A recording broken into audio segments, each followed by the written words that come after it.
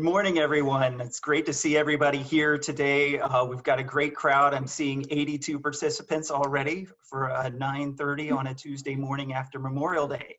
So welcome, and we're thrilled to have you here as part of this discussion about fundraising in this new era of COVID-19. And so this morning we put together a very, very wonderful panel of leaders in the fundraising realm who are going to talk about a variety of their experiences, what they have been seeing, hearing, and doing during this new era of this pandemic that we've been in the midst of for about 70 days now here in Miami. And so through this discussion, if you guys have questions, remember, as Jean mentioned, please plug them into the Q&A module and we'll get to your questions. But this is going to be an open discussion. So we don't have any real formal presentations, but we have a lot of great questions and we're going to be hearing a lot of wonderful information from our panelists today. And so without any further ado, let's get to know who our panelists are. And so panelists, please introduce yourselves. We're going to start with my ex-boss, Suzanna Valdez from the Arsht Center. Good morning, John. Not ex-boss. I was pleased and proud to be your collaborator and partner. Good morning, everyone. I'm Suzanna Valdez Wolfe from the Adrian Arsht Center, and I'm thrilled to be here. Thank you, John, for asking me to be part of this panel, and I look forward to our conversation this morning. Great, thank you, Suzanna. And then we have Natalia. Natalia from Miami-Dade College, please. Good morning, thank you, John. My name is Natalia Crujeiras. I'm the head of cultural affairs at Miami-Dade College, which is the office that oversees some of the most cherished cultural institutions: Miami Book Fair, Miami Film Festival, the Museum of Art and Design at Freedom Tower, the Tower Theater in Calle Ocho, and also the Copeland Center in Little Havana. Great, thank you so much, Natalia. And next, I'd like to introduce Veronica from Kreps deMaria. Veronica, good morning. Hi, good morning. Thank you so much for having me. It's a pleasure to be here with all of you this morning. And I'm Veronica Villegas Baldwin. I am Vice President of Kreps deMaria, a public relations and marketing firm here in Miami. We've been in business for more than 30 years, and we handle a variety of clients in the corporate, real estate, hospitality, and financial institution spheres. So happy to be with all of you today. Great, and we're thrilled to have you a part of this session. Next, I'd love for our good friend Dennis Scholl. Please, Dennis, little intro. Thanks, John. I'm Dennis Scholl. I'm the CEO of Oolite Arts. Oolite Arts is the leading visual artist support organization in our community. And our job is to elevate and celebrate the visual artists that live and work in Miami-Dade County. I want to give a shout out to the Oolite team, who I think some of them are listening, and also some friends that are listening, Amanda, Charity, and Deb. Great, thank you, Dennis. And my good friend and colleague, Carlton Ford. Good morning, Carlton. Good morning, John. This is really wonderful to be part of this conversation. Thank you for gathering all of us. I think when we are able to share experience and access best practices, it's only going to help our community. So thanks for allowing us to do that today. I'm a major gift officer for Interlochen Center for the Arts. It happens to be my alma mater. It is based in northwestern Michigan. But I was hired by Interlochen well before the pandemic to be a national remote fundraiser. So this transition has been very interesting for me. And Interlochen, for those of you who are familiar with it, has a renowned summer arts camp. It has a private boarding arts high school. It has concert series. It has 2 public radio stations. So this is a pretty interesting time for us to make a pivot. So happy to be here. Great, great. Welcome, Carlton. So to kick things off, let's jump in a little bit about what the fundraising landscape is from your point of view. And so panelists, if we'll just go back around the horn again, and a little bit about what you're seeing, the general landscape of fundraising during this pandemic. Suzanna, do you want to start us off? Absolutely. First and foremost, I want to recognize all fundraisers that are joining us today. This has been a very difficult period. And it's, unless you're passionate for mission and you are rooted in what your organization does and you wake up every day to try to advance the mission, it's a difficult task, and it's not something that we can overlook. So to all of the cultural institutions, my fundraising colleagues, To my team that wakes up every day, passionate for mission and wants to advance the mission of the Arsht Center, thank you. I'm very fortunate and blessed to be in your company, and also to the panel today. So first and foremost, there's two quotes, and I think something that I read early on from colleagues. One of them was from the AT&T Performing Arts Center that says, the world has changed, but our mission hasn't.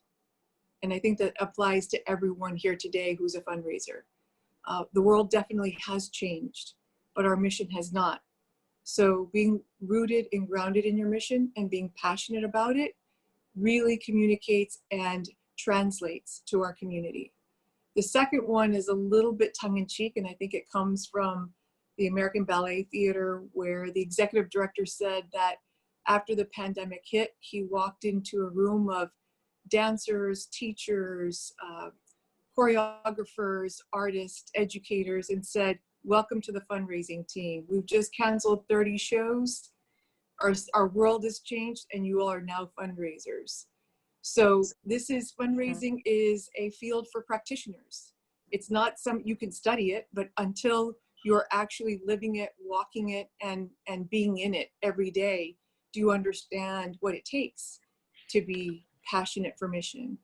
You have to communicate not only to one another, and I'm fortunate that I can pick up a phone or just text one of my colleagues in cultural institutions across Miami or performing arts centers across the country and say, what do you think of this idea? Have you all tried this? This is what we're thinking of. When this first happened to us, everyone on the team reached out to their partners, our donor family, and first said, how are you doing? How is this affecting you? We're here. We've definitely canceled the season. We don't know when we're coming back, but we're here. So this pandemic has impacted us in that way, and that is to be in tune, to understand what's happening, to assess it, to translate it, and to communicate it. And, as I think it was from the 2000 election, that there was something that said, change or die, adapt or die. We have to adapt. We have to communicate, and we have to understand our environment. I would say that, at the beginning, colleagues from across the country kept saying on these calls that we would have, is this the right time to fundraise? We're hitting and we're living a critical crisis in our country. Perhaps we should wait.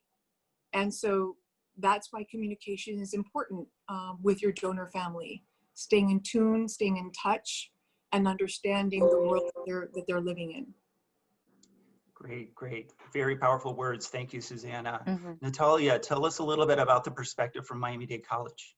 Well, I think that Suzanna was really on point when she says that we have to be passionate, go back to our mission, the core mission. And I think what we see is that we need to remember in this environment with almost everybody has been hit in one way or another by the pandemic. Regular donors, even the most generous ones, will be really perhaps limited in their capacity to give. And we also have to be attuned with the current situation in which our needs might seem to some, perhaps, although for us is very important, it might come to secondary to other more urgent needs like access to healthcare or food insecurity or jobless, people that are losing their jobs. So it's very important that we're not tone deaf. But the thing about timing with cultural institutions, I think, is that we really don't have time. We're so trimmed already. We're so tight in our budgets. The National Center for Research estimates that the regular arts nonprofit in the US has less than 2 months of operating budget. Performing institutions, museums have less than 2 months, and symphonic or orchestras have 15 days. So in a situation in which you're so tight, you cannot wait, you have to reach out. But I think it's very important that we, as Suzanna was saying, we have to be in tune with what the environment is. And the most important part is, from the perspective of Miami-Dade College, to go back to the essence of why we do what we do. So we focus on the cause, and it's not about the needs of our organization, but about the needs of the people we serve. Great. Very, very powerful insights. Veronica, can you share a little bit of your perspective with us, please? Well, I find that it's a little bit difficult to forecast, so far ahead with some of these fundraising events, just because things have been rapidly changing with COVID. And as they continue to change, we're learning to adapt, as Suzanne said. But what you can forecast is, people's behaviors, because, we're all dealing with the circumstance together. And what I know is that people are more resilient together, and doing things for others is a social responsibility that we all have, especially for those that have larger enterprises. So, I mean, I oftentimes when you don't have a choice that you struggle with, you create an opportunity to innovate. And I think that that's the position that we are all in right now. I think that we're coming up with different means and different ways in which to raise funds and which to give back. And at the end of the day, I think it's all of our social responsibility to give in the way that we can. And that's one of the things that we're telling our clients, that if you can give, and if you're in a position to give. And, we help to promote the cause in whichever way we can. Great. So important. Give if you can give. Dennis, Exactly. A little bit about your views and your perspective. Well, I think it's an interesting moment because I think direct fundraising from regular givers has never been in a more positive place. And what I mean by that is folks that can give know that this is the time. This is where their dollars can really make a difference.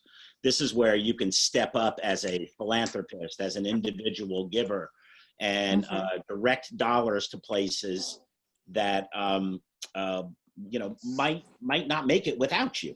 There's a legitimate concern that we're going to lose some places. We're going to lose some organizations that we love and appreciate. And so what we're starting to see very quickly, actually, in this is philanthropic flexibility is at an all-time high. You got a grant from a foundation. You can't execute the project. You go back to the foundation. They say, well, what can you do? And you say, I can spend a third of the money doing an online version of what I was going to do. And they say, great, keep the whole grant, use 2/3 for Gen Op, and take that 1/3 and give us something. So you're seeing that right away. And secondly, like I said, I am seeing the givers that I know and care about and who care about what we do calling me and saying, what can I do to help the individual visual artists in this community? So that's, you got to rally the troops. You got to get the family together, and you got to give everybody a group hug and say, we're in this together. Can you help? And people do want to help right now because there are many people out there that are capable of giving and want to give. Excellent points all around. Carlton, share a little bit of your insights on this current perspective from COVID-19.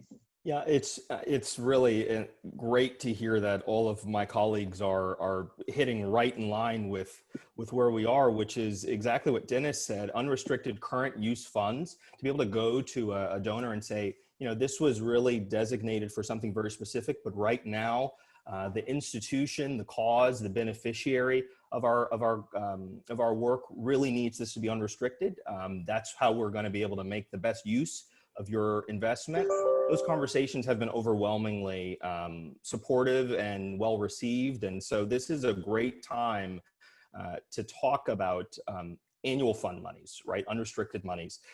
And with that, you end up building trust and empathy. And those are the cornerstones of good philanthropic relationships, is having trust in your organization and the organization having empathy for where their donor base is. Something I like to say when I'm on calls is, when we talk about the arts and how it stands up in this landscape of where other philanthropic needs are, I say, try to have that Zoom birthday call without singing happy birthday. Try to go through another week of lockdown without sending an inspirational photo or something, right? Art is all around, and really reminding us that that's really at the core of our humanity. And it's absolutely essential to how we're going to make it on the other side of this. And it's really important to know that the crisis we're experiencing is a crisis for our cause and a crisis for our beneficiaries of our cause, right? But being cautious not to communicate it as a crisis for our institution, if you can, just to allow that donor the opportunity to come alongside you and to help uplift the cause and the beneficiaries of the cause. So trust and empathy. Great. Very, very important to keep that perspective in mind. I'd love to shift gears to something a little more tactical at this point. You know, naturally, many of us were midterms in our budgets. We were kind of in the middle of a cycle. And I'd love to just get a little bit of insights from everyone about your organizational budget and what sort of turns and pivots have you had to adjust? And do you see any bright spots regarding your organizational budget in the future? And Suzanna, could you give us a little insight to start us off on this? Sure. So I can say that everyone's budget in this panel has changed. And it's really understanding what your needs are and communicating that to your donor family.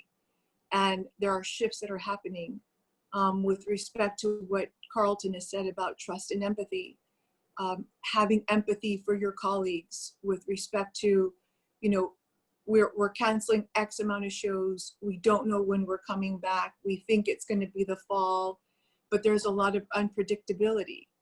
And so I just feel that understanding what your budget situation is, we've been analyzing, we're in the third quarter of our fiscal year.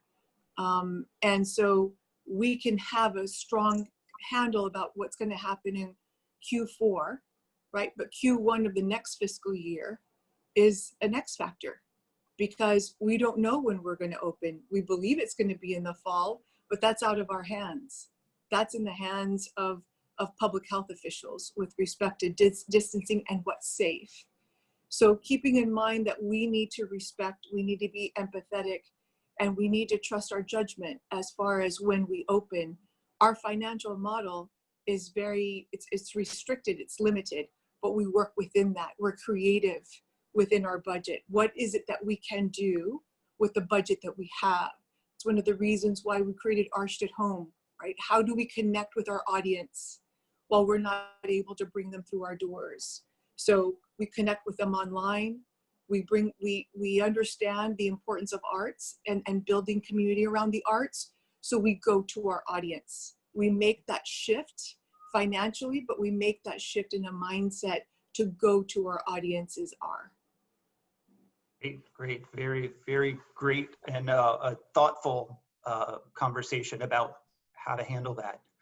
Natalia, at Miami-Dade College, I can imagine, you know, a massive budget as an organization, but you're just, you know, one piece of the pie.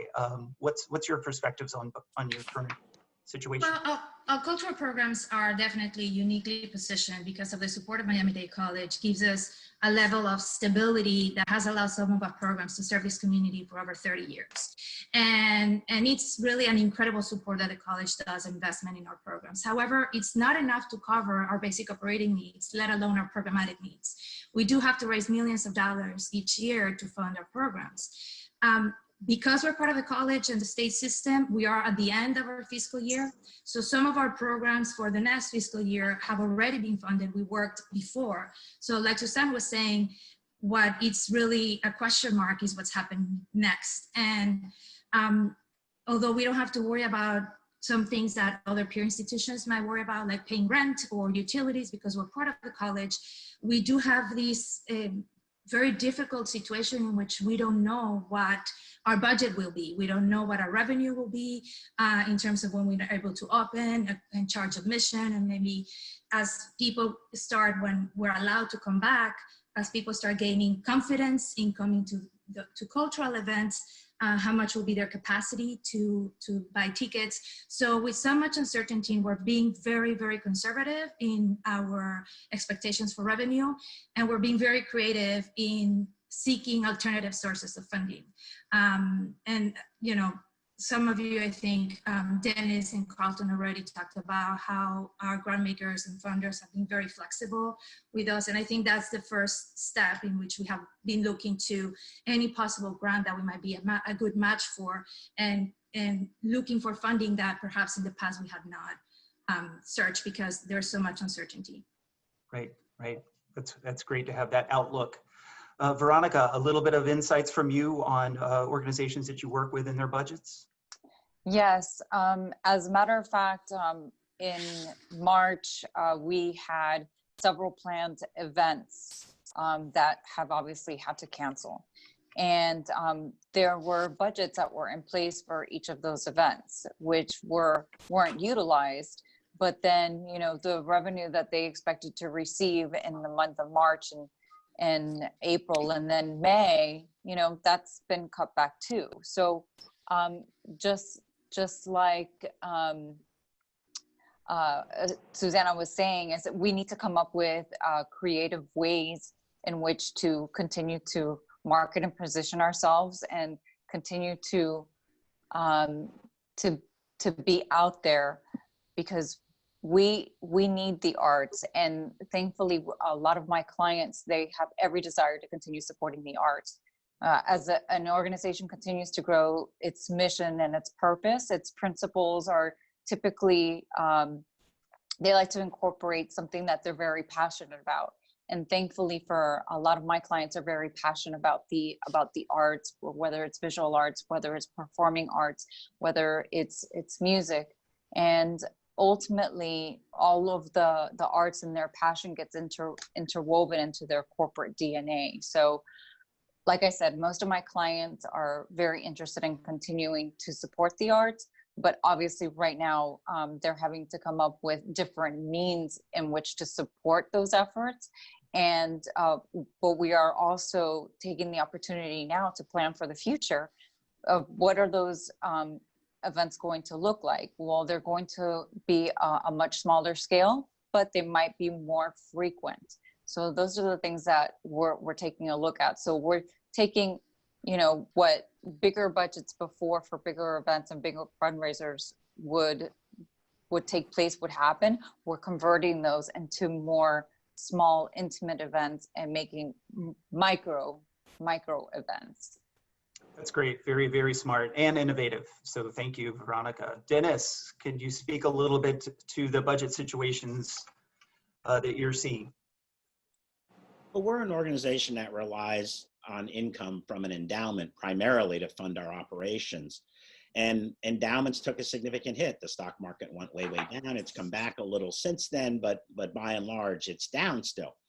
Our board, though, made an immediate decision to keep every single person on our team and in our organization fully employed, full-timers, part-timers, et cetera.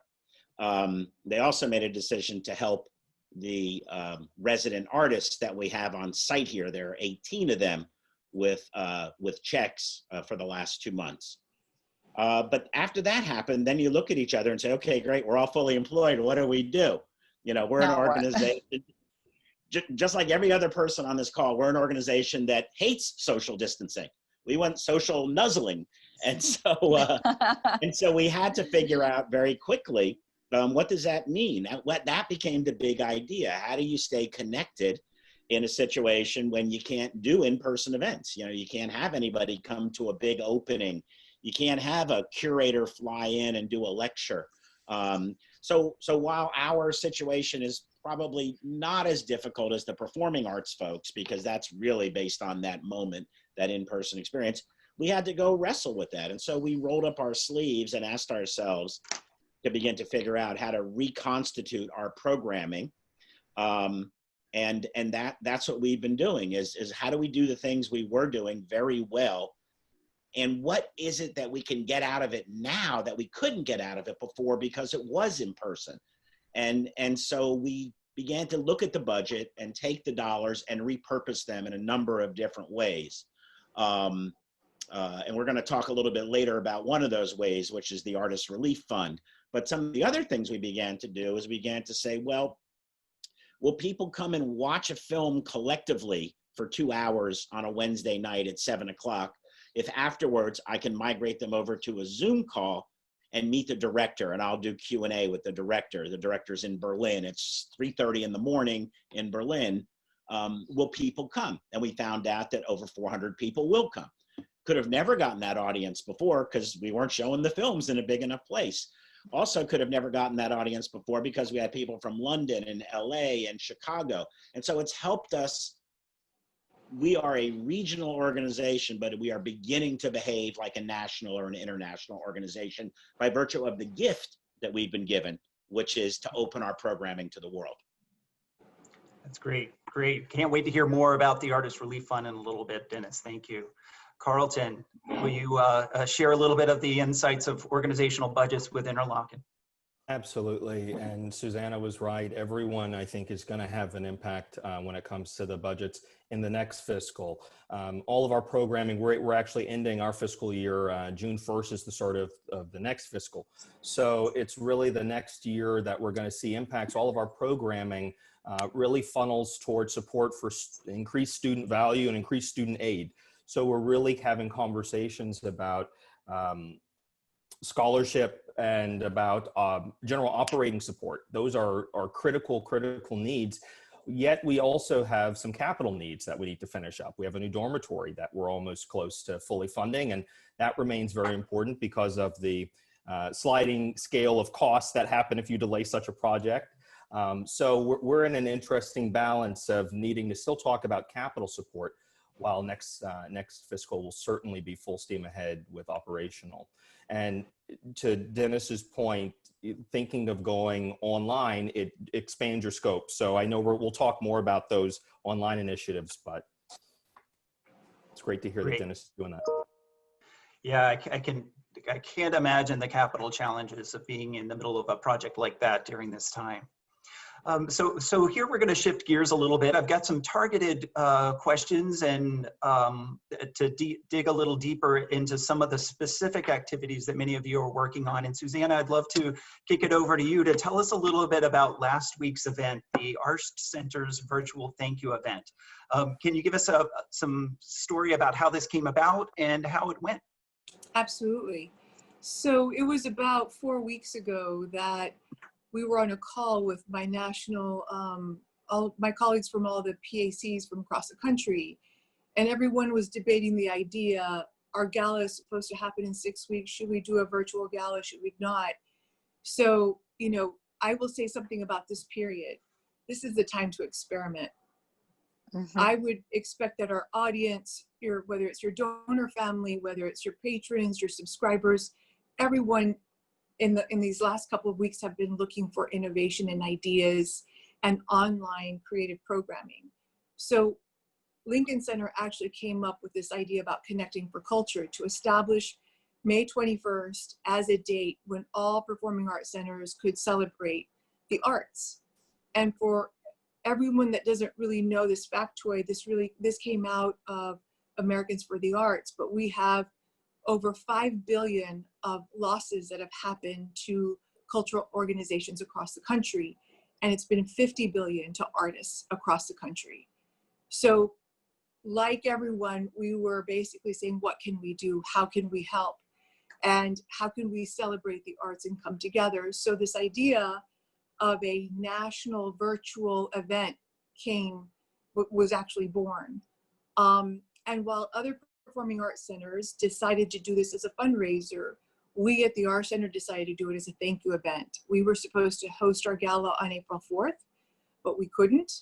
But we are grateful and thankful that all of our donors and sponsors said, understand that you all can't do a gala. We are fulfilling our gift to support. And for those of you that don't know, it's our largest benefit event for arts education. We bring over 60,000 Miami-Dade public school students through our doors every year. So we raise money for arts education.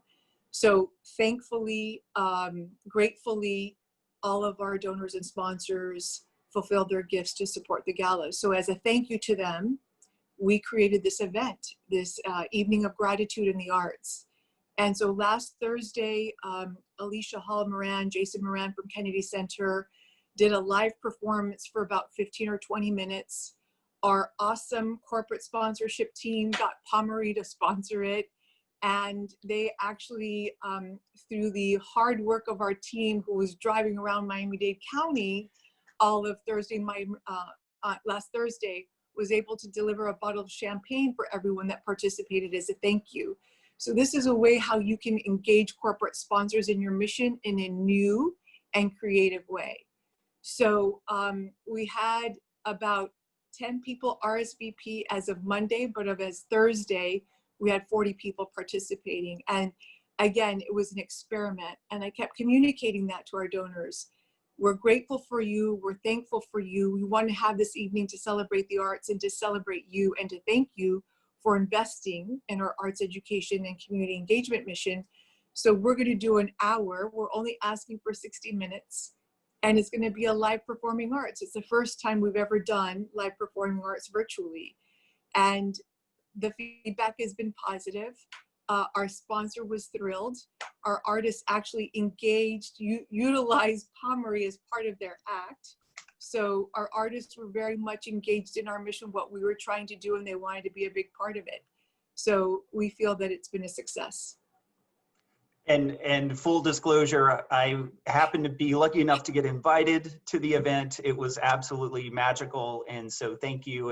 And kudos, Suzanna, to you and the entire team that put that together. Congratulations. No, absolutely. Again, John, it's like this is the time to experiment, and we learn from it, right? With respect to if we are to do another virtual event, what we can do well. But everyone was just thankful that, number one, we just asked for 60 minutes of their time. And that number two, they were part of a larger experiments and they were being thanked. So thank you for asking about that. Great, great. Thanks for sharing the story. Natalia, tell us a little bit about the changes in fundraising strategies for Miami-Dade College Arts. Well, the programs under Miami-Dade College are so diverse in nature, but they have a shared common purpose, and they're all led by outstanding individuals, really serious experts in their disciplines and with a deep sense of purpose and mission. And as we were talking about what was the best approach to begin our fundraising, we went back to how are we best serving our audience. So we began by developing content that would allow us to remain present with our audience, that would be useful to them, trying to provide a valued service in a moment where people were experiencing isolation or anxiety. We wanted our programs to inspire community building, unity. And so we began, depending on the nature of each program, distributing different content. So the Miami Film Festival, we began doing recommendations about films that were selected but we were not able to screen, and recommendations of where to watch or books to read by the Miami Book Fair. And really I'm impressed by the agility and the efficacy in which my team moved to make online offerings. And that ties up with our fundraising strategy, obviously. We are mainly programs that are on site in situ experiences, and we move immediately to do performing arts, celebrating the earth with MDC Lab Arts in April. The Miami Book Fair in collaboration with our partners in Books and Books have been offering author events every week, and we have writing workshops, poetry writing, educational workshops. The Tower Theater Miami within weeks that we received the stay-at-home order, we began the virtual theater, offering also through the partnership with the film festival, premiere films. And what we've seen is that this has allowed us not only, as Dennis was saying, not only tap into and serve a regular audience, but reach other audiences that we could perhaps not reach before. And this was really done conscientiously. First, we wanted to serve our audience, connect with them, make sure, touch base with our donors, listen to them, listening to their needs, especially those that have been loyal to our programs. And that helps us also be in tune with their capacity to give. So we approached the fundraising as a very humanistic perspective. Is about building relationships and maintaining those relationships. So we first wanted to provide a service, connect with them, and then we began to touch base with all our regular donors and members. Great, great. Very smart, thoughtful, strategic plan to check off all those important boxes. Mhm. Veronica, you recently pinned a blog post about real estate partnerships in the arts. Can you share some details about the Arts in Motion program and how the arts were integrated into those unique partnerships with developers?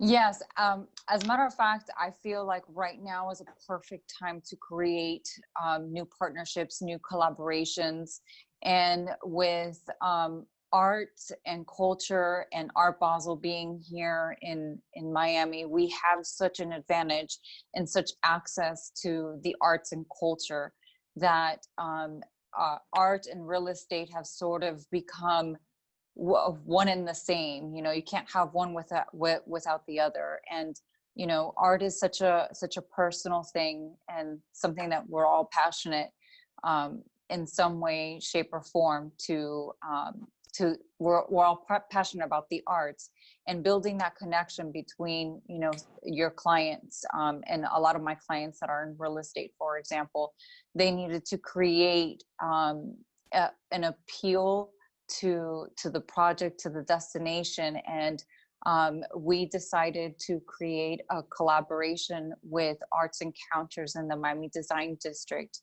and Quadro.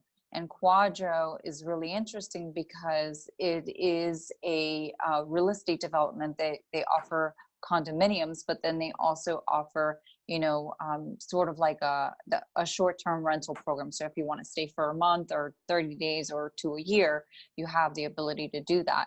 And at Quadro, they have more than over 500 art pieces throughout the entire project.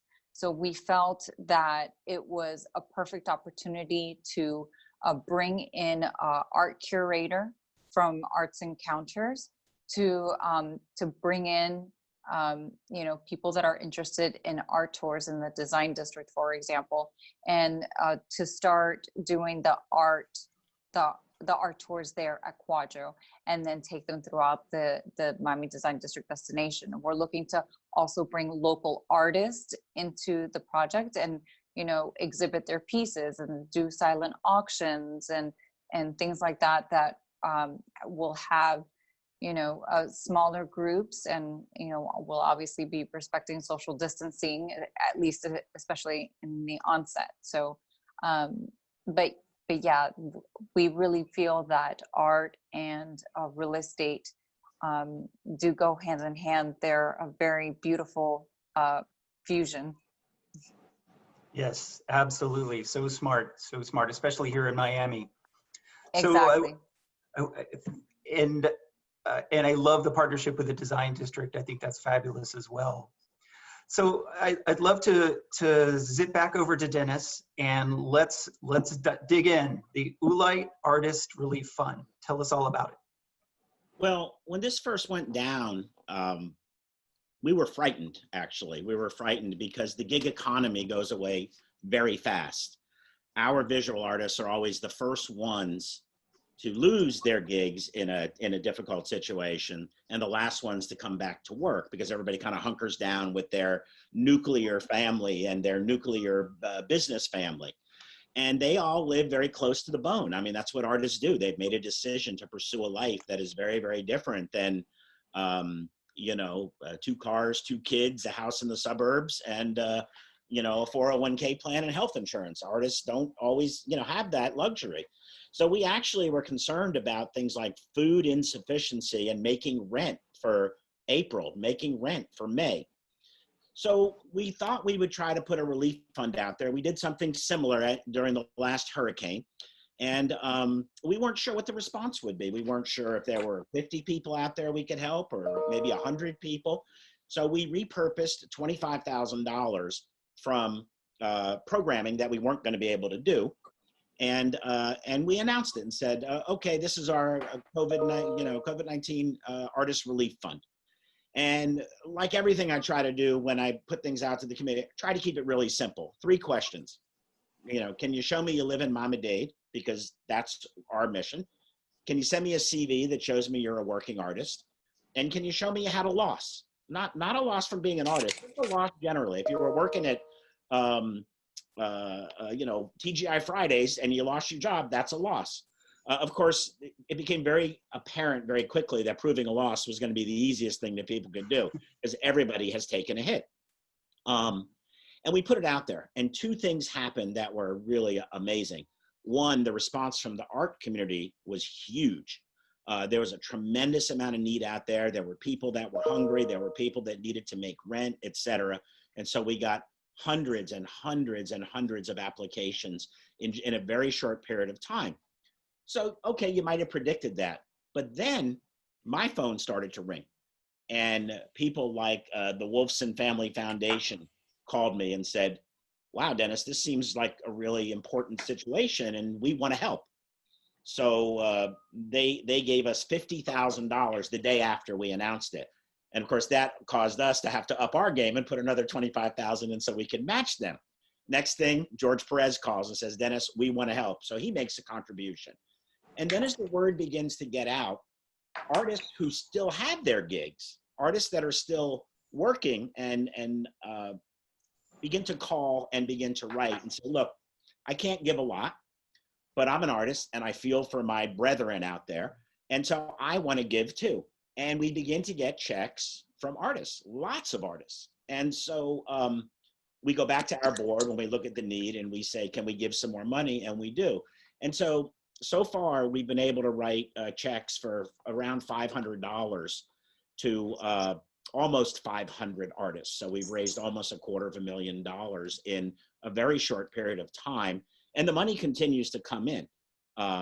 And so every week we get, some more dollars. So when I started the conversation, I was saying that there's never been a better time to raise money from people who are used to giving money. The other thing is that you've got to admit to yourself that if you've got a really authentic and specific need, people will respond. I wrote an op-ed, some of you may have seen in the Miami Herald that Nancy Ankrum was kind enough to run, reminding all of us, I'm preaching to the choir today, but reminding our community that what will get us through this is culture. What will get us through this is art. We're not sitting home and thinking about business. We're not sitting home, we're sitting home and we're watching Netflix and we're listening to Yo-Yo Ma and we're thinking about theater and indie film and looking at things online at museums. So, this is the moment where people are feeling that. They understand that culture is something that really drives our basic existence and they're willing to step up and help.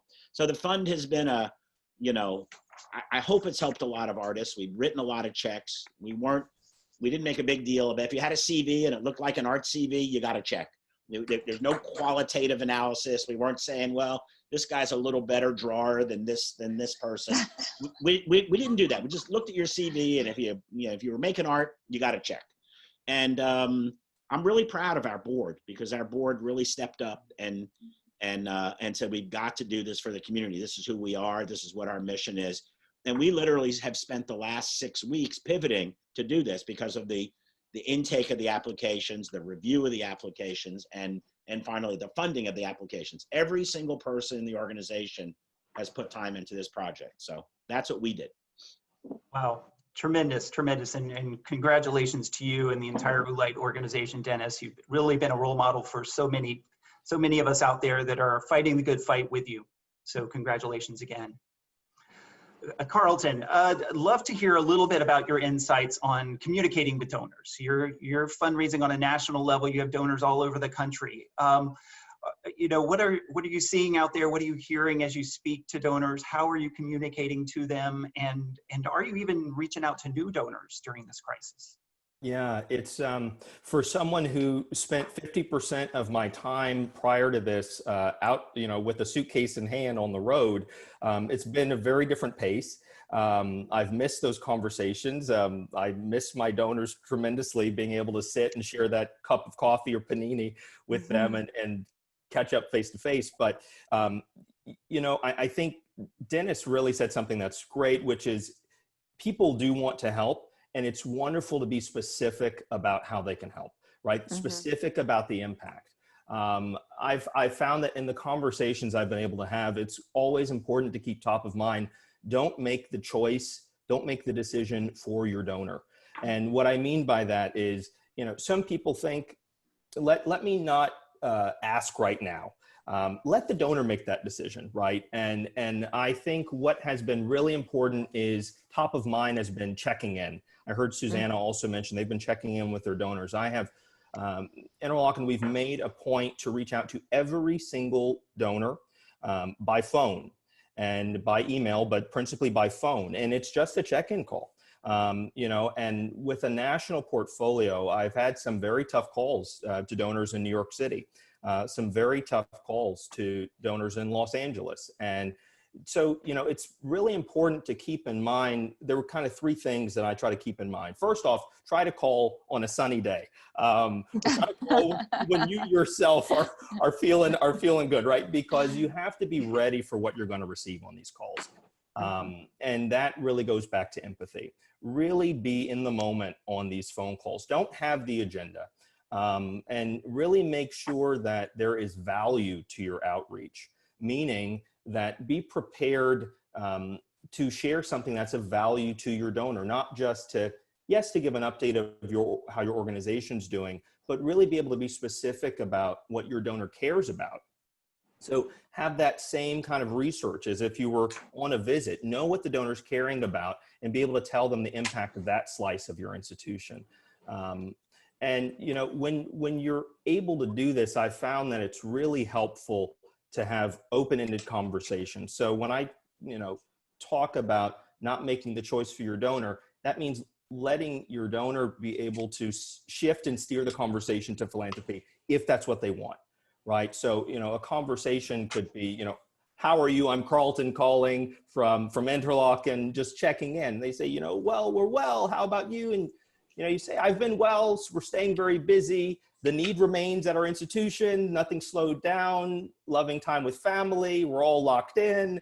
And maybe and then just be quiet, right? And allow the donor to then maybe ask the question, tell me more about the institution, right? Allow the donor to be able to pivot that conversation. That's been something, John, when you're reaching out, that I found is really important, is to give that conversation over to the donor and kind of allow them to steer.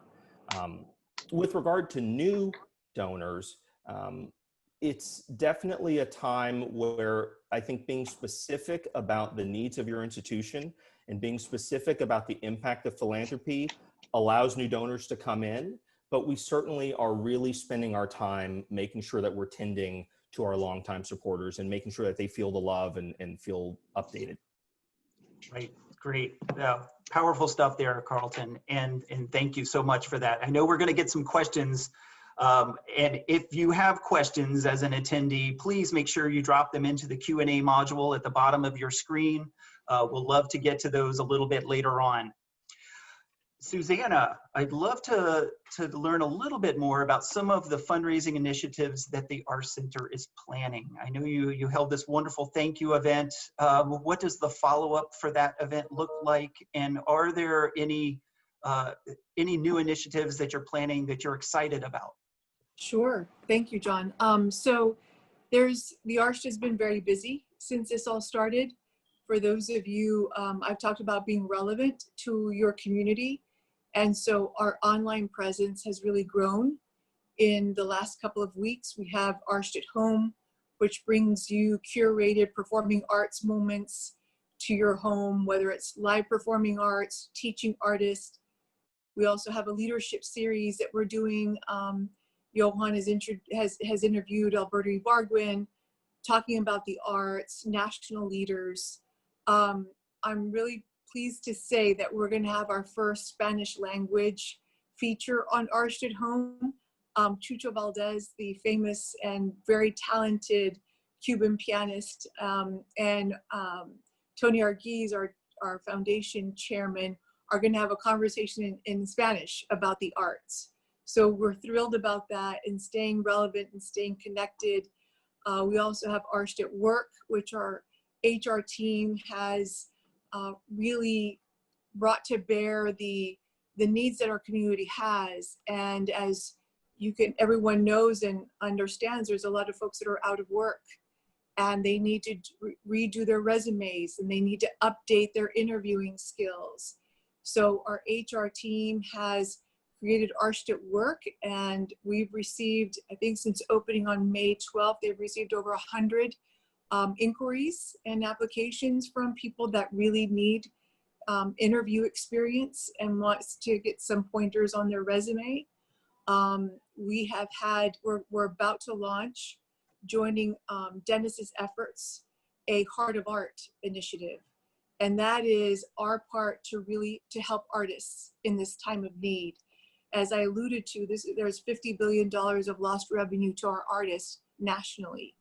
And so this is an initiative that came out from Jairo, who's our VP of Arts Education and Community Engagement, and our CEO, Johan Zietzman, about how we create our own artist fund. So we're offering stipends to performing artists to do work around COVID. What do the arts need in this time of crisis? And speaking of new donors, we brought a new donor to the table that was very interested in that and was celebrating the fact that this was not fundraising for the Arsht, but this was fundraising for artists. This is pass-through money that will not stay with us, but goes directly to the artist. So going back to what Carlton raised, it's the empathy that we actually live and we understand, and it's being authentic about communicating what the needs are for our artists. So those are fundraising initiatives. We want to do an initiative for frontline workers and our families. Once we open our doors, how do we honor them? How do we celebrate them? How do we give them access to the arts when they need it as much as anyone does? So those are just a few about the ideas, a few of ideas that we're kind of brewing here, but there are many more to come. Our fundraising team comes up with a couple of ideas every week. So thank you for the question, John. That's great. Good to hear. Good to hear. And thank you for all you're doing to support the artist, along with Dennis and the Artist Relief Fund. Natalia, I had the pleasure of actually purchasing and watching a Miami Film Festival film online recently. And I'd love to hear a little bit more about those initiatives from both the film festival and the book fair that are actually ticketed online events. Are you seeing revenues come in from that? And are you seeing donations as a result of some of this activity? Well, John, thank you so much for watching and keep on watching. It is still a little bit early for us to fully assess the result of our virtual ticketed events. But we have had very, very promising results so far. For example, with the film festival, we opened a documentary that was not able to play due to COVID-19, Call Me Dr. Miami. And the actually gross sales of the ticketed event was in line to how much we would have made if we had shown the documentary at the Silver Spot. But most impressively is that right after the screening, which was a ticketed event, we had a free Instagram Q&A with the director, in which we had more than 7,000 people join us. So if in a movie theater, we can see 100, 150 people, we are seeing online a capacity to build this audience virtually. As I said earlier, these are new territories for us. It's time for experimentation. It's a time to learn new practices online. But we're looking into how we can monetize these experiences, finding some sponsors that are interested in supporting these free events because of the reach that these brands can have. We have seen other sponsors that traditionally support our own location, like AARP that supports our own location Miami Book Fair, asking us, are you gonna do virtual events for the fair? So we do see positive results. We're seeing some light at the end of the tunnel, but it's a little bit early to see if this is really gonna be enough to sustain comparatively what we will make with our regular programming. I think the most important part is that the purpose and the intention to continue serving our audience is there. So for example, the Miami Book Fair moved its Miami Writers Institute fully online, which is our annual creative writing conference and features intensive writing workshops with best-selling authors, publishing seminars, and individual manuscript consultations. And we're also expanding the deadline for the Emerging Writer Fellowship. This is focused on authors that have not been published in fiction, poetry, nonfiction. We provide a $40,000 stipend to help very talented authors that had not had the opportunity to publish devote 12 months of uninterrupted writing. And as Dennis was mentioning earlier, it's really surprising and heartwarming to see donors reaching out to us and saying, hey, we want to support more. The Emerging Writer Fellowship is supported by the Jorge Perez Family Foundation, and we're very excited that we're able to extend the application timeline until May 31st. That's terrific. That's terrific. And just as you're seeing increases of your participation from being online, the Arts and Business Council is seeing it. As you see today, we have 90 attendees as part of this session. And typically when we host our workshops at the Arsht Center, we're limited to about 70, 75 based on the size of the room. So it really does offer an opportunity to really reach out and expand your audience base. Veronica, I would like to shift gears a little bit and talk about something that's near and dear to your work, and that's what the shift in priorities is for businesses, and specifically thinking about corporate sponsors. And in this new era, what sort of things are they going to be looking for from their partnerships with arts organizations? Well, I think that for the most part, they're going to continue to look for ways to support the arts in the most cost-effective ways. Everyone's very conscientious of keeping the budget that they have, or protecting it in some way. So I think that we're going to see the rise of more micro events. I also think that we're going to see more community-related events, and those that are socially responsible and that give while raising funds for a cause.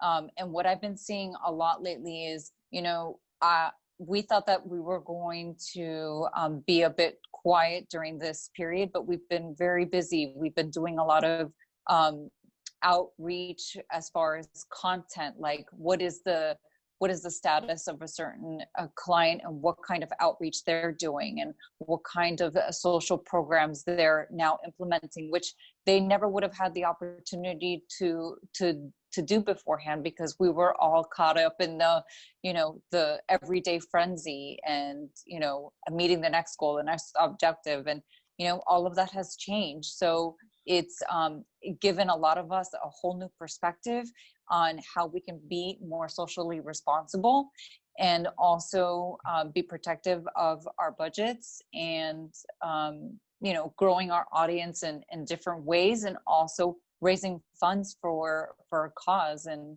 a cause that's very meaningful to everybody. Right. Very, very important. And I love your thinking about being socially responsible and what position that plays for you in terms of building these relationships and moving things forward. Yeah, it's very important to every institution. Thank you. So Dennis, as an arts patron yourself, what advice would you give to reaching out to donors? So if an organization were to reach out to you personally to get engaged, what advice would you have for that fundraiser? Well, I think it always comes down to a few things. Authenticity. That is a word that's bandied about a lot, but in fact, you can tell whether somebody is authentic in what they're seeking from you, and they think of it as a partnership versus simply you having a bullseye on your back as a donor. Right now, I think specificity matters a lot. I think a very clear ask, if you're gonna ask, and I wanna go back to something that Carlton said in a minute, because I thought it was very astute. If you're gonna ask, it's gotta be a very specific ask. This is not the time to go chasing Gen Op, this is not the moment. And the third thing is, right now, unlike other moments, need-based asks are very, very positively looked at. That for us at Oolite is a different situation because of the endowment. We really try to raise money based on doing something excellent, doing something very well. But a need-based ask is very, very important right now. We had a situation where we were trying to use this time to generate more friends for the organization. And so what we did was we put our art classes, which normally people would come and pay for a 2-hour art class, and they'd come to Oolite and they'd do the art class with a live teacher. So we put those online and we made them free. And we were shocked by the response because people are sitting home and, you know, there's only so much Ozark you can watch. It goes away at some point. And so we have in the last, I don't know, 3 or 4 weeks had classes in which 250 people have participated. We didn't ask them for anything. Sometimes it was a family thing that they were doing. We did classes in painting, drawing. We showed you how to make a print using a potato. That's right, I said a potato. Shout out to Nick Massey for figuring that out, our print shop manager. And at the end of it, we said, hey guys, thank you for participating. By the way, if you're interested in contributing, the classes are free, but if you're interested in contributing, you know, here's a place where you can do it. And we promise that all the money that comes in will go to the relief fund. Well, we were blown away by the dozens and dozens and dozens of folks that gave. Some of them gave the cost of the class. Some of them gave a lot more. Some of them gave less. They gave what they could give, and that's where we are right now.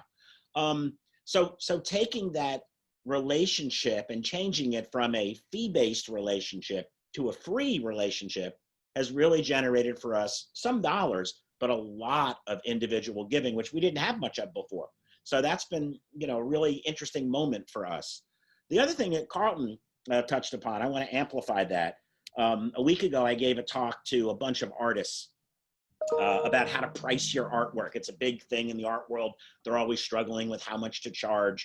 And somebody raised their hand in the chat room and said, when do I raise the idea of pricing when the collector comes to my studio? And I said, never.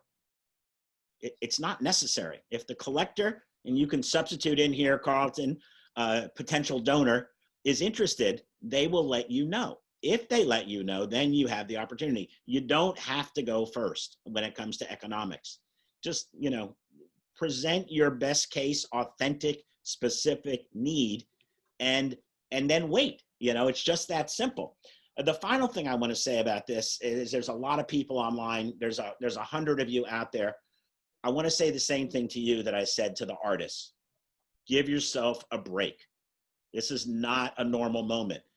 This is the strangest moment any of us have ever been in. There's a lot of pressure on fundraisers right now. Organizations fear for their lives. That kind of trickles down to the fundraisers where it becomes a don't kill the messenger type of thing. So you guys take a step back, give yourself a break. When this started, I had about 6 weeks where, fueled by the adrenaline of the relief fund, I was killing it. I was just doing great. And about 2 weeks ago, I looked up and I just hit the wall completely. I had nothing left to give. I went home, I chilled out for a couple days, you know, watched a lot of 90 Day Fiancé or something. I don't remember, some bad TV, and recharged my batteries. Please do not make the mistake of thinking you can solve this by yourself. Please don't make the mistake of thinking it's all on you. It is not all on you. And the most important thing is, if you need help, ask for it, because it's a really, really strange time. We've got pressure at home. We've got pressure at the office. We've got this uncertainty. So everybody that's watching today, you know, give yourself a break. It is not an easy moment. You can't fix it by yourself. Well, great, powerful advice, Dennis. Thank you so much for those insights. Carlton, Interlochen's summer season is approaching.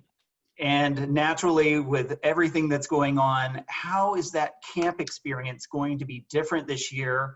And does this difference create new opportunities for fundraising? Absolutely. So I just want to paint the picture of Northern Michigan. For those of you who haven't been in Northern Michigan, glorious crystalline air on the Interlochen campus. We call it the land of the stately pines. And since 1928, which was the first summer of our camp, we have had, now we're averaging about 2,700 to 3,000 students, young students, every summer coming for a 6-week experience. So the idea of pivoting that wonderful experience into a really wonderful experience online that's going to be able to cater to the students internationally was a challenge. And leadership really led the way by saying, let's go for an online camp experience. So this is now going to look like a 2-week experience that's going to be 5 hours a day still for students. And we are very, very pleased to say we still have an international breadth of young students. Actually, because now that we're going online, we were able to broaden the age range. And so now we can start a little younger for students. So we're able to serve more students in that capacity. So we're still having all of our arts disciplines are represented. One important addition is that now we can have a very deep list of international guest artists because they are available to be able to engage with the students. So imagine someone sitting there, a jazzer with Wynton Marsalis at their kitchen table in a one-on-one kind of, a group session and being able to have that rapport. So that's been a pivot for us. We've had, and I know that's a hot word that we're all using now is a pivot, but, in going online, one of the questions that we thought about is how do we allow for that physical kind of tangible experience of camp. And I really love that Suzanna, that pommery that was delivered to every attendee of the thank you event. That's wonderful. We're doing a camp in a box kit that is going to go to every camper about a week ahead of camp, and it will include all sorts of resources, tie-dye shirts and s'mores and all the things that you do at camp. And at the end of a camp day, which will include, your lessons and all that, we'll still have the cabin. So we've really tried to utilize the structure of what you feel at camp and have that online. What that's meant for us is that our scholarship dollars for camp, we are now overfunded as far as the scholarship dollars, right? Because the cost of having camp virtual is far less, right? So we had a wonderful effort. This is, again, to Dennis's point of being specific of how your donor can help you, is we had the ability to reach out to all of our scholarship donors and discuss options actually for reallocation. So the same thing that we were talking about for grantors, we were actually looking at every scholarship donor and saying, we're overfunded in scholarship support by X. And so are you comfortable having your support go toward the annual fund? We were very specific about what that means. Or we started a new student hardship fund, or defer it to next year. And an overwhelming amount of our donors said, student hardship, this is a wonderful time. If a student needs anything from a laptop to access camp online to, it's a returning arts academy, high school student coming back next year, but their family has experienced a big shift, that will be additional scholarship funding for them. So, as of today, we're about 98% complete with that reallocation. And what that's done is it's opened up a whole host of additional conversations for donors who previously were not maybe comfortable with just annual fund support. It's really allowed us to talk about, it's in times like this that very specific annual fund support is really beneficial. So I'm excited. I wish I could go back in time and take part in camp myself, but that's kind of where we stand currently. Great. Thank you for that. And yeah, congratulations on the new opportunities. You hate to see, the crisis happening, but again, it opens up that innovative spirit of all of us to think and expand and try to, reach out in a different way with a different need. And so I think that's very powerful. And I think one last thing, if I could just add, is it's on mission. The mission of Interlochen is about promoting world friendship through the arts. So we're still able to do that. And I think as we're making all of these iterations and alterations to our programming to include online models, to really make sure that you're also communicating, it's still in line with mission. And actually, it's allowing us to go deeper and broader in our mission, perhaps. So, very good. And so, Jean, hi, I see you popping in here on camera. Do you have some news or updates for us? I see we're getting some great questions in the chat room. Please remember to put your questions into the Q&A module. And in fact, I'd love to take a little bit of time now to go through some of these questions. As everybody sees, the recording, this session is being recorded. We will be releasing the recording following the close of the webinar, probably in the next couple of days. Yes. I've also seen a question about asking for contact information for our panelists. And yes, many of our, all of our panelists here are certainly going to be available, and will provide the best contact information from them. So if you want to reach out, if you want to follow them on Instagram, you know, that's going to be available for all attendees here in the webinar today. And so I've got a specific question, and I think this is going to be specific because it relates to opportunities for performing groups. And so I'm thinking directly about people like Carlton and Natalia and Suzanna. So have you heard about exciting and innovative opportunities for choral singers? You know, singing individually at home and placing it together as a patchwork on Zoom is okay, but it takes some technical know-how.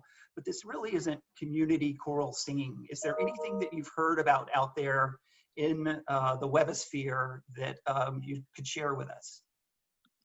You know, my background is as a vocalist, and so I speak with my peers internationally about what the choral landscape looks like. I started actually as an opera singer, and as you can well imagine, those are crowded stages and crowded orchestra pits. And so the world of opera is really having to ask itself a serious question as far as choral singing. There was a conversation that happened maybe about 2 weeks ago that talked about the need for distancing, or the need for minimizing your the size of your choruses.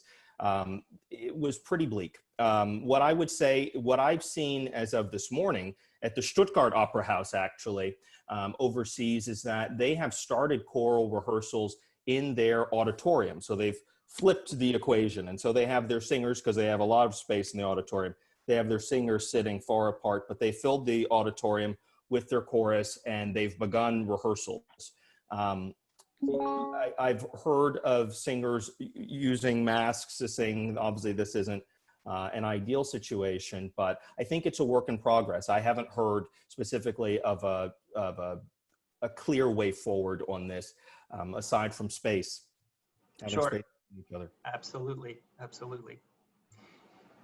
Thank you, Carlton. Natalia, Suzanna, anything specific on that notion? I know you both have venues and stages, and so I didn't know if any thoughts about, you know, gathering artists on site has happened yet for your institutions.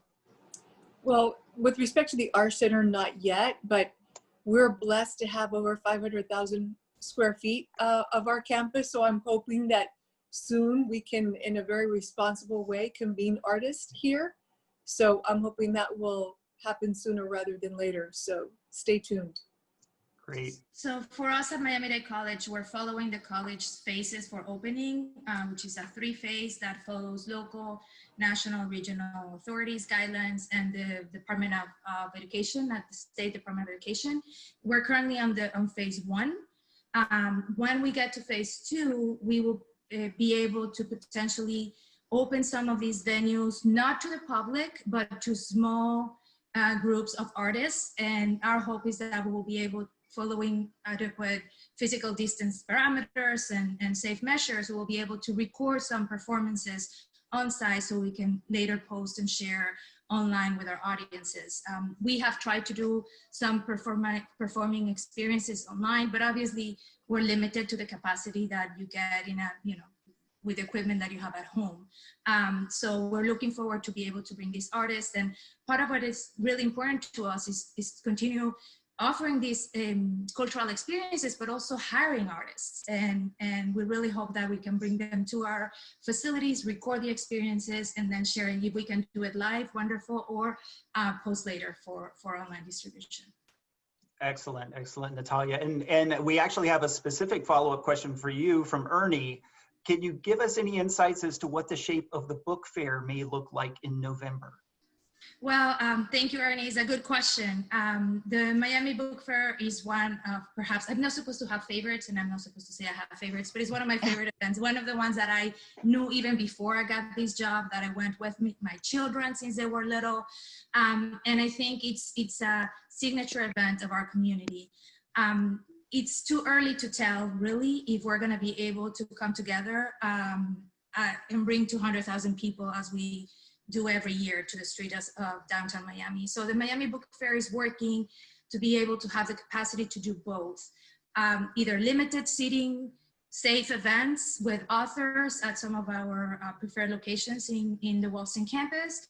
And we call hybrid programming because we will support that with online experiences that would extend to those that either cannot attend or because of the regulations that we might have in place by the health authorities, we might not be able to happen. So really, we don't know what the book fair is gonna look like. We're working towards being able to have a robust, carefully curated, virtual presence. So we're doing all the back end capacity on our website, for example, so we can provide video on demand like a Netflix or Hulu would do. So we can offer our author sessions there if the situation is such that we cannot come together physically. But obviously our hope is that we can. You know, Miami Book Fair, it's really devoted to build community, and the idea that we can safely bring people to Miami-Dade College, Wolfson campus.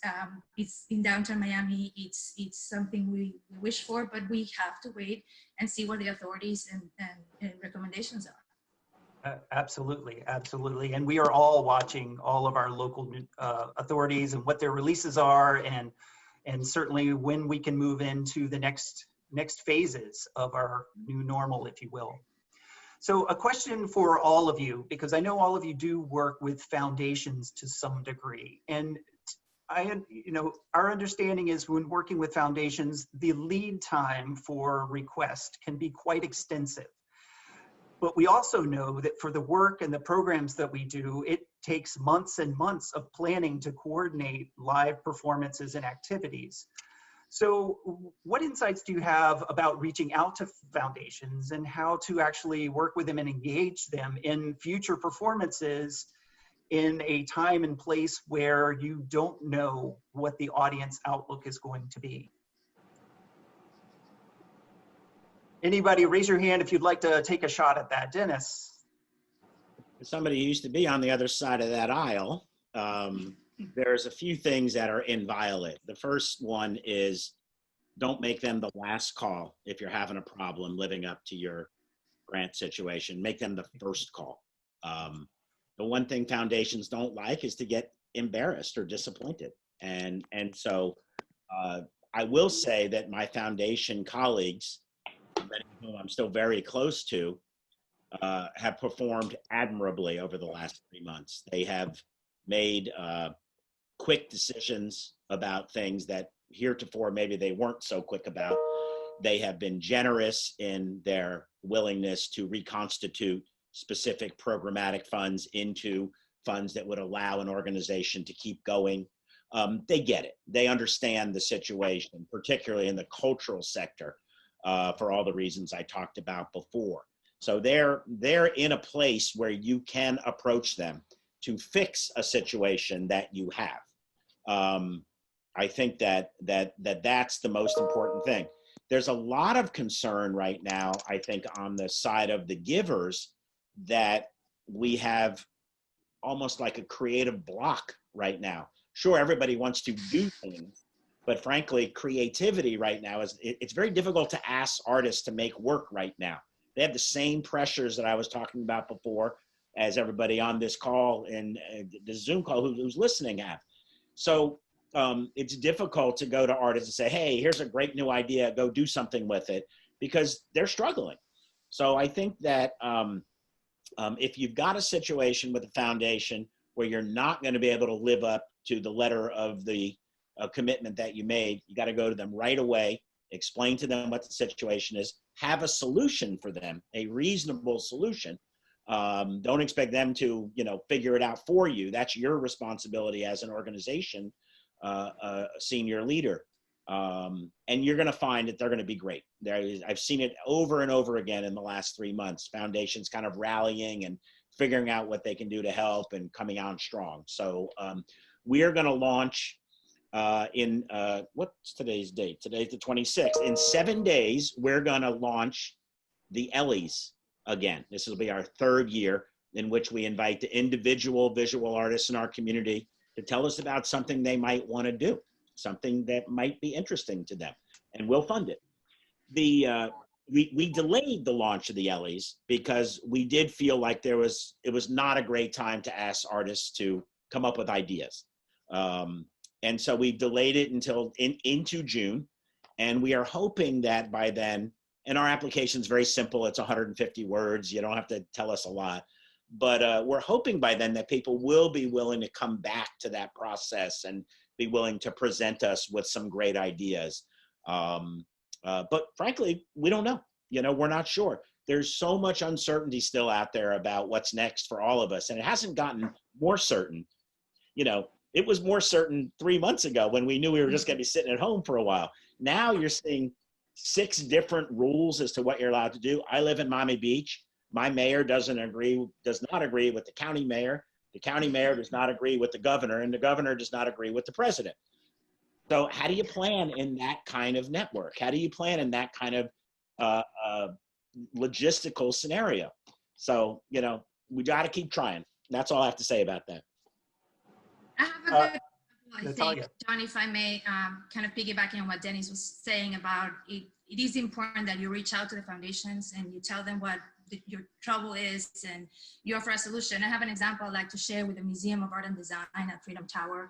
We had a very sophisticated, beautiful exhibition called Forensic Architecture that talked about examples of human rights abuses by states, and it was very complex in terms of the technology that it used and the interactives that it had. And with the stay-at-home order, we realized we would not be able to open the museum for a while. But not only that, we had very complex elements of the exhibition that we didn't have the funding or the capacity to convert to appropriate physical distancing.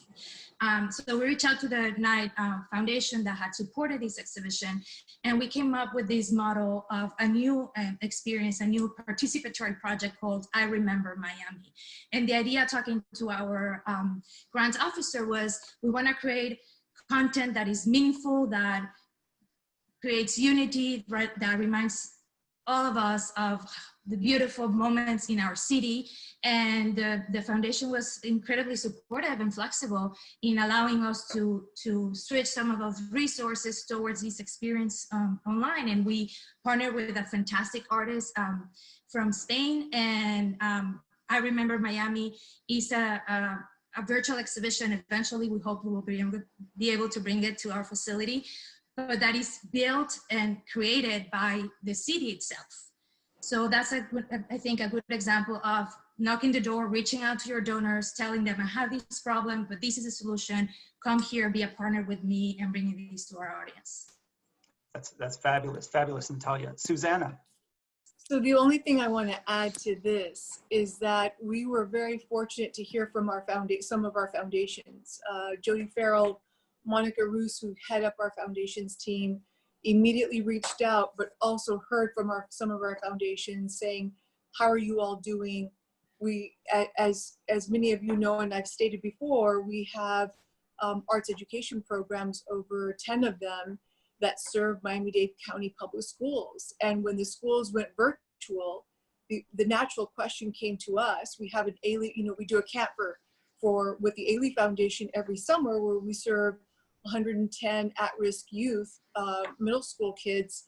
And so now that, before we thought we were doing a virtual camp, now that things have changed, to Dennis's point, right, with respect to state government, county government, local government, we might be able to do a camp. We have no idea. We'll explore that further later this week.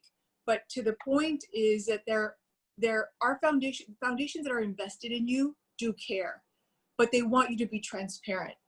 They need to understand what your situation is. And if you have to basically redesignate dollars to something else, it's a conversation.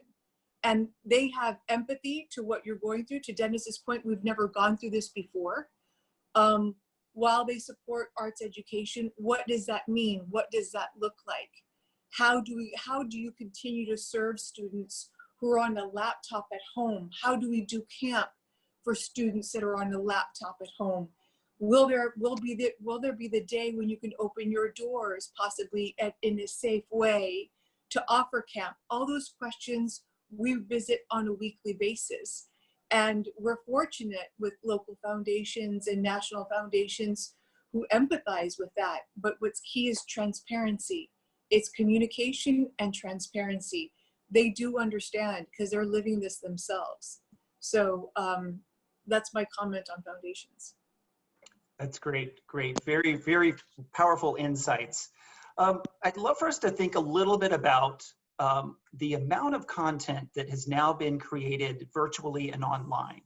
And we have all made this switch. We've all made this change. Do you see a point where we can actually start nuzzling back, and will the nuzzling back keep this programming in place? Or is this virtual online experience just a blip in time like the pandemic is?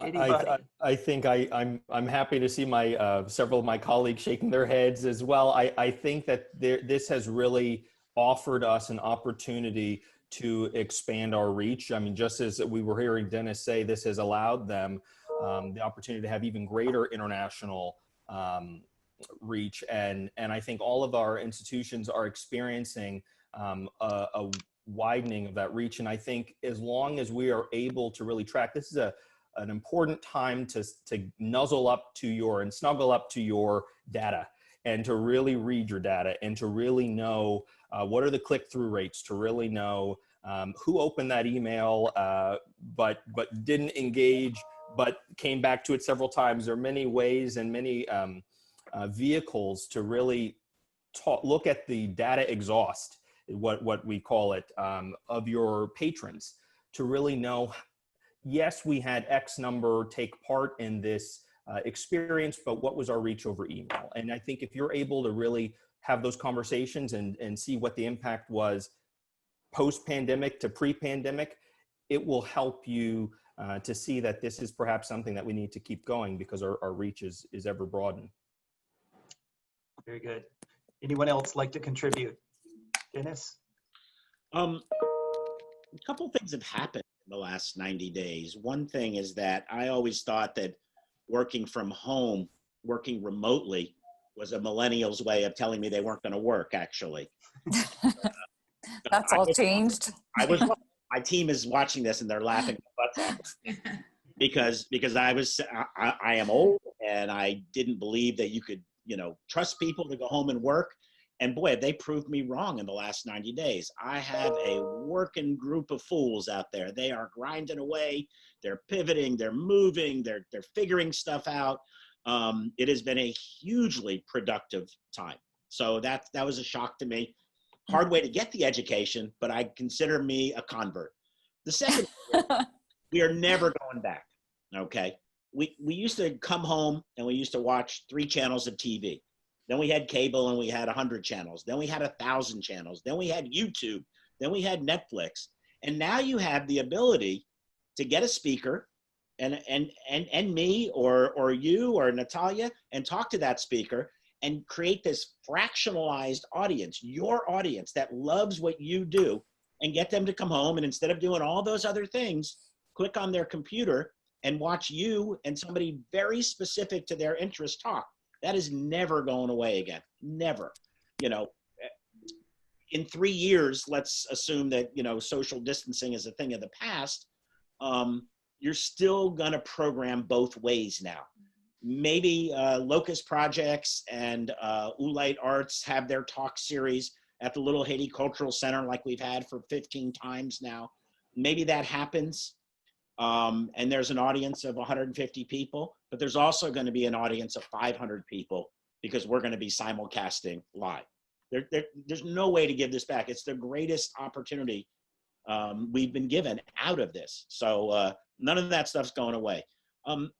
I do think that one of the other things that I think we're going to have to wean ourselves off of, and we don't do this just because I don't like them, But the gala thing is going to have to change in a way that is dramatic. They're expensive, they're glitzy. You get to the end and sometimes you make money and sometimes you don't. Many of us would rather pay to not go than put on a black tie and all that stuff. So I think y'all who are doing galas are really, really, really going to have to rethink that whole thing. There is a dearth of enthusiasm out there for galas. And I give Suzanna some props for right in midstream. She very intelligently changed it from a gala to a thank you. And I think that made all the difference in how it was perceived.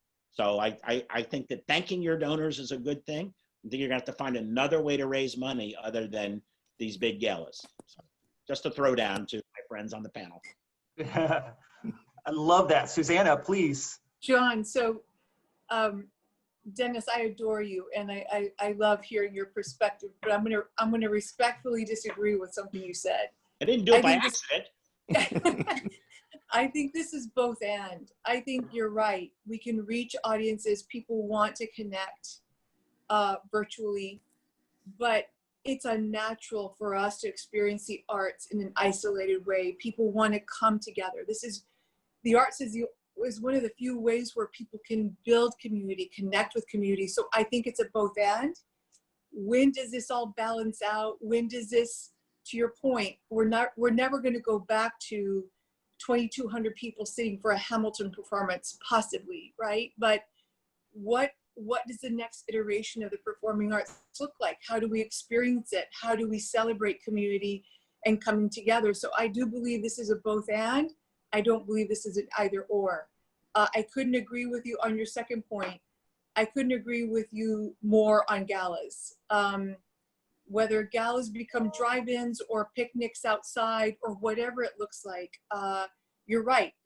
We need to turn that model and look at it creatively, innovatively, and think about, is it one gala or is it several special events that come together and bring all demographics together to celebrate the performing arts. So I agree with you. There's just one or two ways where I depart, but thank you. I adore you. So I love this conversation. I love the back and forth we're having here. So in terms of, okay, the galas, the big splashy events hosted by organizations that are raising, dollars in the millions, can we flip that and let's take a little bit of a thought on the small, less capitalized arts groups and what can be the strong, important ways for them to expand their fundraising now? Anybody doing anything or seeing anything out there that's inspiring for a younger, smaller arts organization? I'd like to chime in here. I think that doing initiatives where you give back to your community is going to be really important right now. It's actually a great new way to gain a larger audience, gain a new audience and an engaged audience because they're feeling what everybody else is feeling right now, a sense of anxiety. So being able to do community events on a small scale where you're maybe making food for your neighbors or your neighborhood and taking them a food to the older folks or things like that, or taking your violinist player at home and going to homes and playing for them. Just those are new and different ways in which to engage and find a new audience, and I think that we should take advantage of that opportunity, which we normally wouldn't have. John, if I may, Yes, I Natalia. absolutely agree. I think that an opportunity to be of service and help others is great, but I also think that this is an opportunity to build partnerships.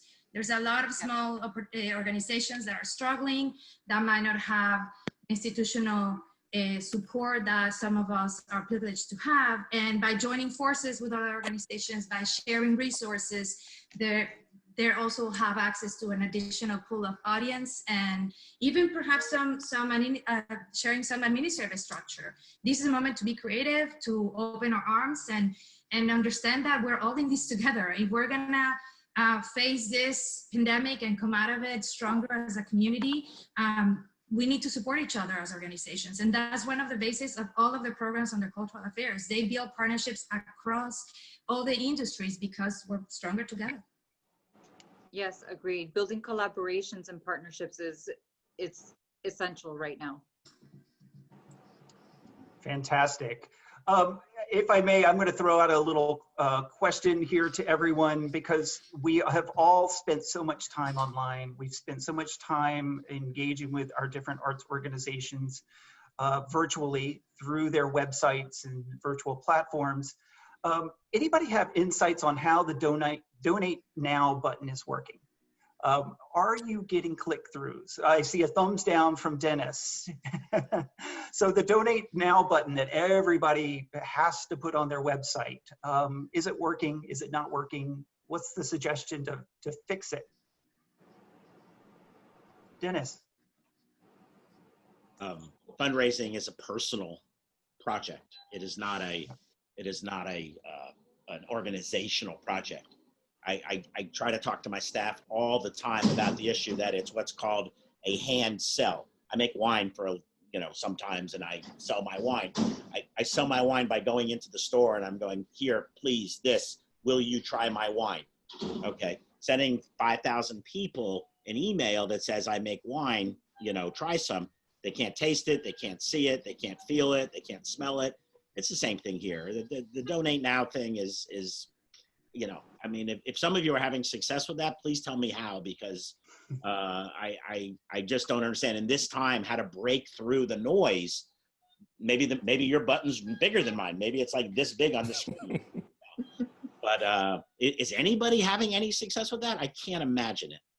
You know what I would say, Dennis, alongside what you shared, is that it definitely is about that person-to-person engagement, and you as the representative for your cause and for the beneficiaries of your cause, that's the hand sell. And so I think when it comes to new donors that you may be acquiring through a Donate Now button, it's how do you convert those who are already near to you into donors, right? So for instance, we have a summer festival series, and we ask patrons in a very individualistic way, through individual calls, to make their subscriptions donations. And therefore you get new donors. And it's basically just looking at the concentric circles of who is most likely to be a donor, and spend your time there, because those are the people who will remember how well you treated them when we were all under the same umbrella in the rain, as opposed to, spending your time looking for acquisition of those who are outside of your tent. And that's just the standard 80-20 rule. 80% exactly. of yield is going to come from 20% of the people. So I agree with that wholeheartedly. It's a hand sell. It's a personal process, and converting those ticket purchases to donations has been pretty easy, I think, for most organizations, because it's a sunk cost already. It's not like you got to take your checkbook out and write a check. You can just go, oh yeah, sure, I'm a good guy. So I think that's been a really easy conversion for a lot of organizations. And I'm not saying you're getting 100% yield, but I think it's been a very, very surprisingly good conversion. And to use a phrase of my beloved colleague, Suzanna, it's a both and. You'll find in the next fiscal year, once we can have subscriptions open again, they now understand the language of philanthropy as well as their patron tickets. So win-win. So the only thing I'll say about Donate Now is, if you're taking people to a gift form, or even worse, if your Donate Now button doesn't work, you're in deep kimchi. But I will say that if you can tell a story, or you can give a 30-second video and then have a Donate Now button, that's been working for the Arsht Center. When we tell our Ailey Camp story, when we talk about high school band students coming for a jazz performance, and we tell that story and we engage new audiences where they can give $50 or $100, that's effective. It's not a way to replace major gift fundraising, but it's a way to acquire new donors who are investing in your mission and want to support your mission. I think Absolutely. Great advice. we can't undersell the impact of annual fund support. You mentioned it's not taking away from major gifts. Yeah, this is the time when $500, $50 makes a big impact. One thing I've loved the Arsht Center does is you're able to say $50 helps us do this. To be very specific about that makes that starting that relationship much easier. And I think I would like to add that any vehicle that you have to acquire new donors is a valid one. But what do you do with that new acquisition? What do you do next? How do you get them involved? How do you ask questions about how they learned about you? And many times you have those one-time donations or new donations through a phone call or through an email that the next couple of years you're going to lose. So it's about, as Dennis was saying, building that relationship over time, knowing your donor, knowing what triggers them and what attract them to your shared cause, but why attracting them in particular to your organization. So you can build that donor that perhaps once did a $25 or $50 gift to eventually, if they have the capacity, to give more. Absolutely. Great, great. Don, advice. can I jump in with a follow-up on that? Yes, please, Laura. Thank you. Dennis mentioned fundraising when he was talking about the overview that he was doing in a separate question.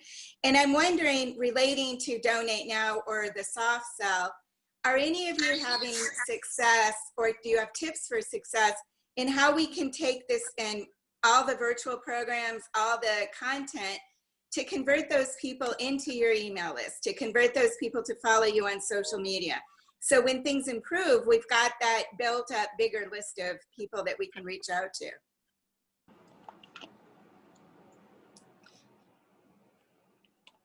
Anyone like a shot at that question? I will jump in.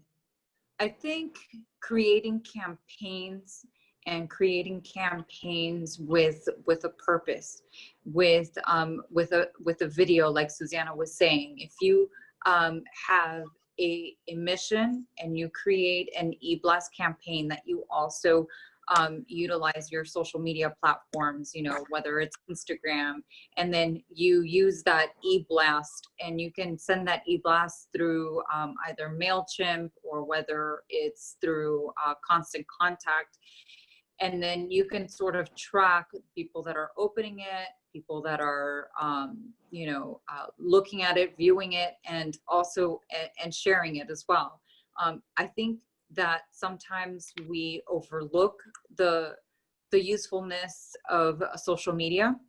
You can include the donate button in like Instagram, for example, and it'll take you to a page where you could just go there. But I think that it's essential to combine a specific campaign or mission or purpose to those campaigns, and then creating the e-blast and the outreach, and then that will, you know, grow and expand organically, and you'll be able to engage new followers. And but I think coming up with the purpose that resonates with an audience, I think that's imminent. And when creating a campaign and an e-blast, and to creating donors and establishing a relationship with your audience.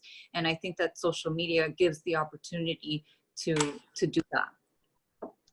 I think that's a good point on social media, that to engage and start a philanthropic conversation in your comments on social media.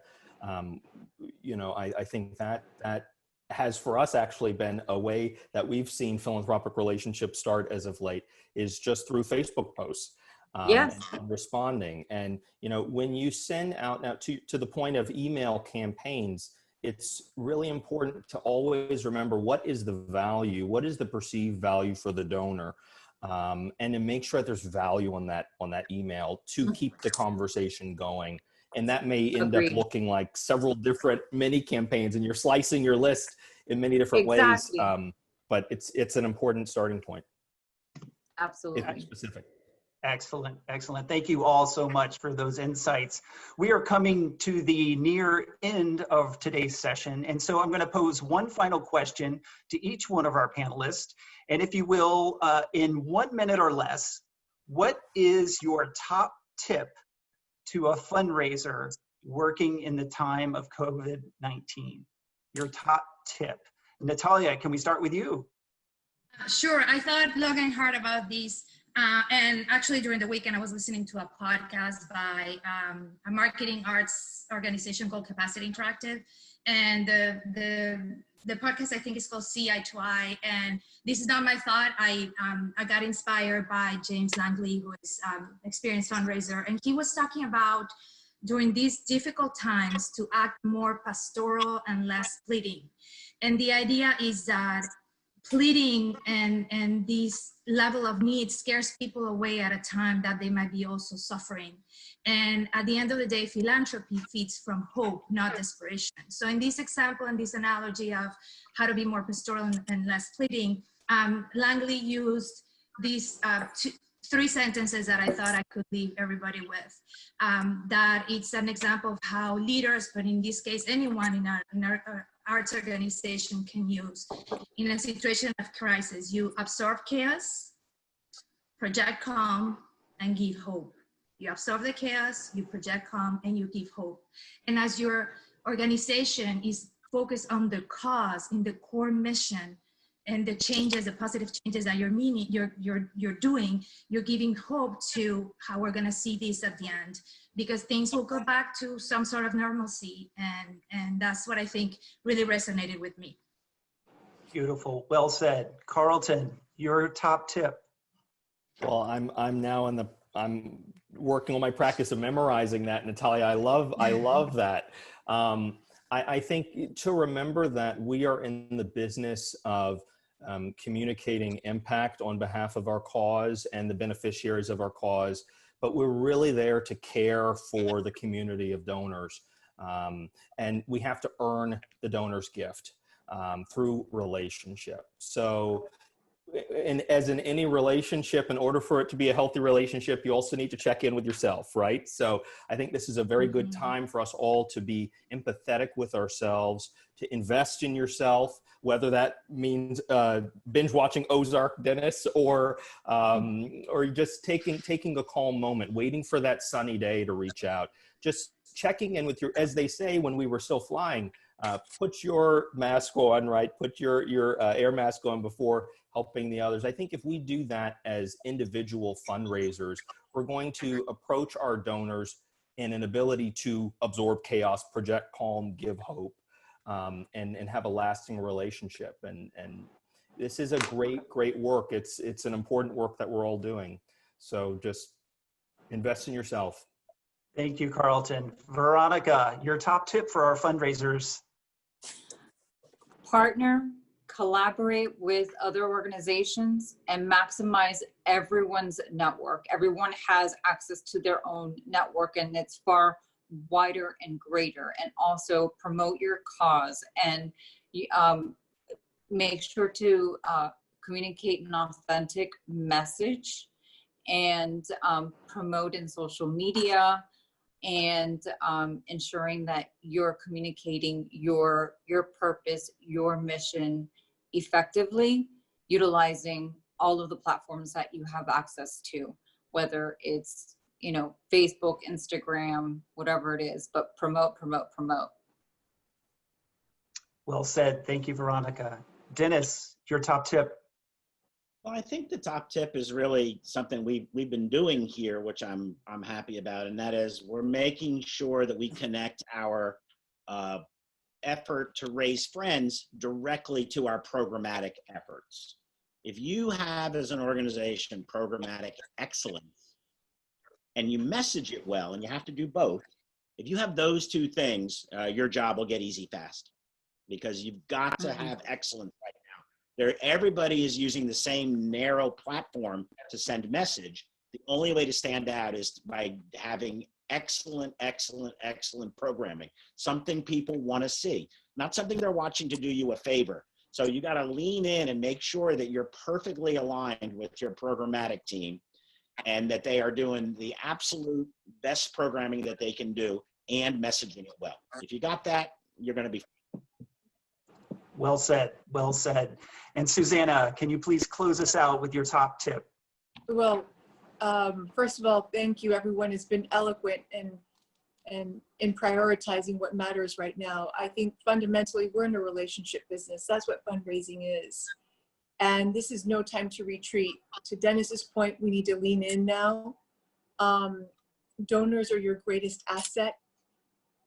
You can think about acquisition, but you also need to think about retention and how your passion for mission, you're rooted in your mission, communicates to your donors. It's calling on them, it's checking in with them, and it's keeping them informed as to what's going on. Our lives are changing daily and weekly.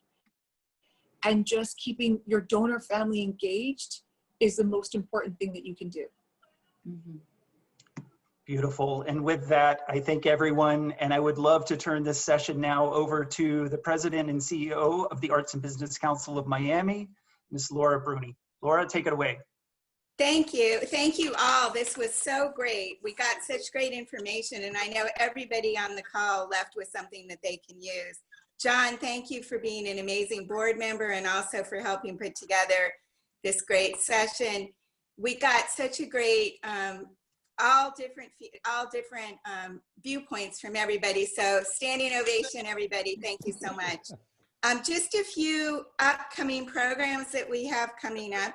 And I think a bunch of you hit it on the head that the Arts and Business Council has pivoted. And we're doing now a lot of our programs virtually. And as many of you mentioned, we had over 100 people on this call. And we have people that we can bring in from all over the state of Florida and all over the country. So I think it is definitely turning a challenge into an opportunity. So our next MAMP lab is June 24th. It's our 5th lab. We usually only do 3, but we have so much need and so much opportunity that we've been addressing through these. So this lab is COVID-19 tips, tools, and advocacy. And I'm excited to announce that we're featuring Nina Oslu-Tuncelli from Americans for the Arts and the Arts Action Fund. She is the stimulus funding guru, and she is going to be able to walk us through a lot of opportunities for funding and also tips on advocacy as we enter into legislative sessions where there's going to be a lot of discussion around arts funding and how we can help the arts with the impact that we've had. We also have developed MAMP coaching sessions that we've been doing weekly, and Jean has done an amazing job on these. And there's topic-led small group expert discussions, and only 10 to 15 people can participate. So our next one is coming up this Thursday, and it is with Nicole Smith from the Arsht Center, and she's going to be talking about virtual volunteers and interns. This is a great time to integrate interns into some of your programs because they don't have access to in-person internships. But if you have really great opportunities for them with virtual internships, you can really get some great brain power. We also are doing our Arts Connection June newsletter. We're going to feature arts camps. So if any of you have arts camps that you're going to be launching or that you're already marketing, please email that information to us this week so that we can include you. So thanks again, everybody. We are excited to be working with all of you. We're excited to be empowering the creative ecosystem in such a trying time.